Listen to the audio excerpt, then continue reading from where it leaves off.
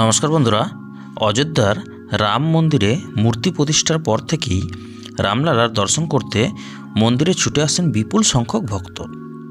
অযোধ্যার রাম মন্দিরে বিপুল ভিড়ের পরিপ্রেক্ষিতে ভারতীয় রেলওয়ে বেশ কয়েকটি রাজ্য এবং কেন্দ্রশাসিত অঞ্চল থেকে অযোধ্যাগামী আস্থা ট্রেন চালু করেছে এবং পরিষেবাটি দিনের পর দিন বেড়েই চলেছে। রেল মন্ত্রকের সূত্র জানিয়েছে, নতুন প্রস্তাবের অধীনে আস্থা ট্রেনগুলি 1 ফেব্রুয়ারি থেকে চালানো হবে। প্রথম 2 দিনে প্রায় 5 লক্ষ মানুষ রাম মন্দির দর্শন করেছেন।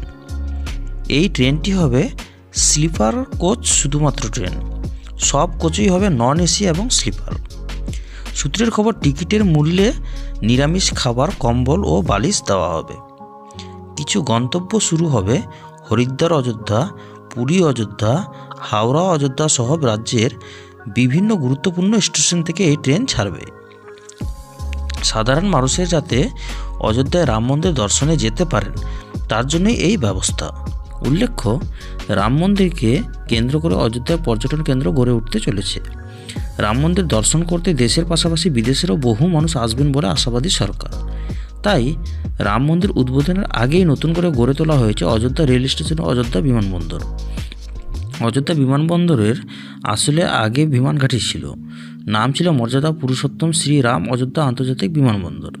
এখন সেটিকে আন্তর্জাতিক বিমানবন্দরে উন্নীত করা হয়েছে এবং নতুন নাম দেওয়া হয়েছে মহর্ষি বাল্মীকি আন্তর্জাতিক বিমানবন্দর অযোধ্যা ধাম।